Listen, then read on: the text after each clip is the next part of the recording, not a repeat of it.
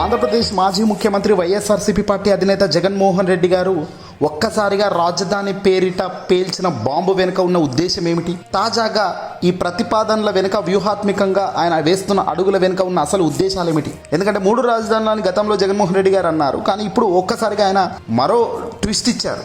దీని వెనుక ఉన్న కారణాలను చూస్తే రాజకీయంగా జగన్మోహన్ రెడ్డి గారిపై ఉన్న విలన్ అనే ముద్ర పోగొట్టుకోవడమే ప్రధాన కారణమా? ఆర్థికంగా చంద్రబాబు ప్లాన్ను ఇరుకున పెట్టడమా? ఎస్, ఖచ్చితంగా అవును. ఎందుకంటే ఒక జరగరాని పనిని, సక్సెస్ఫుల్ కాదు అని తెలిసిన పనిని ప్రపంచం ముందుకు సక్సెస్ అవుతుందని ఊదరగొడుతున్న వాళ్ళను వీపు పగలగొట్టే కార్యక్రమమే జగన్మోహన్ రెడ్డి గారు వ్యూహాత్మకంగా కొట్టారు దెబ్బ. ఇంతకాలం జగన్మోహన్ రెడ్డి గారు అంటే అమరావతిని అడ్డుకుంటున్న వ్యక్తిగానే ముద్ర వేస్తున్నారు. ఎంతసేపు ఉమ్మడి కృష్ణా గుంటూరు జిల్లాల్లో బలంగా ఇది నాటుకుపోయింది. దీన్ని ఎలా తుడిచిపెట్టుకోవాలి? ఇప్పుడు ఆయన ఏకంగా రాజధాని మార్చడం లేదు, కేవలం విస్తరిస్తున్నాను అని చెప్పడం ద్వారా ఆ ప్రాంత ప్రజల్లో ఉన్న వ్యతిరేకత తగ్గించుకుంటున్నారు. మచిలీపట్నం అంటే బందర్, విజయవాడ, గుంటూరులను కలిపి డెవలప్ చేస్తానంటే ఈ 3 నగరాల ప్రజలు జగన్ ప్రతిపాదన వైపు మొగ్గు చూపే అవకాశం మెండుగా ఉంటుంది కదా. ఇది జగన్మోహన్ రెడ్డి గారికి, వైఎస్ఆర్సీపీ పార్టీకి అఖండ మద్దతు వచ్చే కార్యక్రమం కాదా?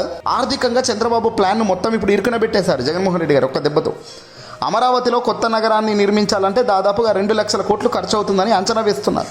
కానీ ఆంధ్రప్రదేశ్ ఆర్థిక పరిస్థితి అసలు అంతగా బాగానే లేదు, అది అందరికీ తెలిసిన వాస్తవం.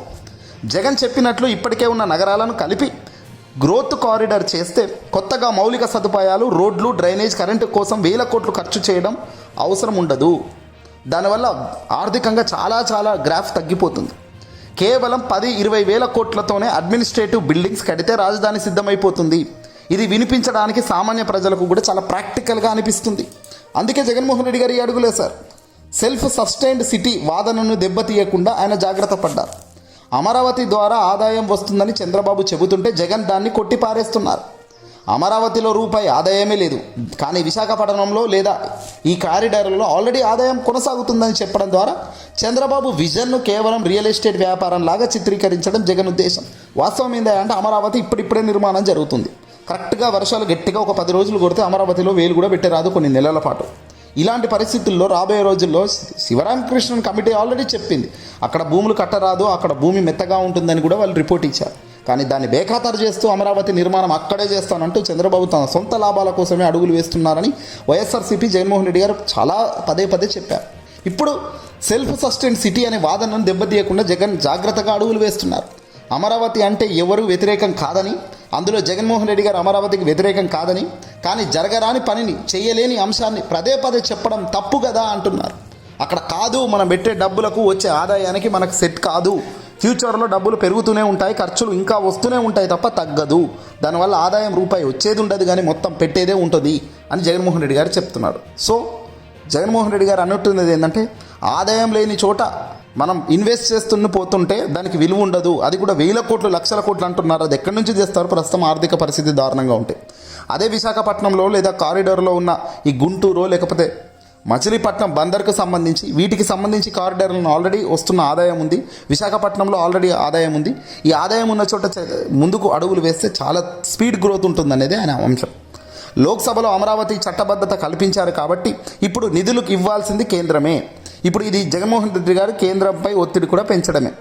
జగన్ ప్రతిపాదించిన ఈ కారిడార్కు కేంద్రం ఇచ్చే కొద్దిపాటి నిధులు సరిపోతాయా? కానీ చంద్రబాబు కోరే లక్షల కోట్లు కేంద్రం ఇవ్వలేదు. తక్కువ ఖర్చుతో రాజధాని కడతానని ఒకవైపు జగన్ అంటుంటే చంద్రబాబు మాత్రం అప్పులు చేసి రాష్ట్రాన్ని ముంచేస్తున్నాడు అని ప్రజల్లోకి వెళ్ళడానికి జగన్ ఇదొక ఆయుధంలా పనిచేస్తుంది. ప్రజలకు కావాల్సింది కూడా ఇప్పుడు ఇదే. చంద్రబాబు అమరావతి అంటున్నాడు, అసలు అక్కడ ఏముంది అనేది ప్రజలకు వివరించాలి. క్లియర్గా పొట్టు విడిచి నోట్లో అట్టిపండు పెట్టినట్టుగా జగన్మోహన్ రెడ్డి గారు చేస్తున్నారు. ఈ బాంబు జగన్మోహన్ రెడ్డి గారు పేల్చడం వల్ల జగన్ ఆశించిన ప్రధాన ఉపయోగం రాజధాని సెంటిమెంట్ను అమరావతి నుంచి విజయవాడ, గుంటూరు, బందర్ కారిడార్ వైపు మళ్లించడం. దీనివల్ల అటు రాయలసీమ, ఉత్తరాంధ్ర ప్రజలకు కూడా రాష్ట్రం మొత్తం అప్పులు అవ్వడం లేదు అనే నమ్మకాన్ని కలిగించి రాజకీయంగా లబ్ధి పొందాలని ఆయన భావిస్తున్నారు. ఈ నిజంగా చెప్పాలంటే ఇది చంద్రబాబుకును ఆర్థికంగా మరియు అమరావతి రైతులను మానసికంగా ఇరుకున పెట్టి ఒక పొలిటికల్ మూవ్ అని మాత్రం జగన్మోహన్ రెడ్డి గారు చేస్తున్నది చెప్పొచ్చు. ఏదేమైనప్పటికీ కూడా తాజా పరిణామాలు రాష్ట్రానికి సంబంధించిన మేలు ఎప్పుడు జరుగుతుంది ఏంటి అంటే స్పష్టమైన ఆన్సర్ ఎవరు అని చెప్పలేము. ఎందుకంటే దీనికి సంబంధించి కాలమే సరైన సమాధానం చెప్తూ ముందుకు పోవాల్సిన పరిస్థితి ఉంది. ఈ వీడియోని అసలు లైక్ కొట్టి షేర్ చేయండి.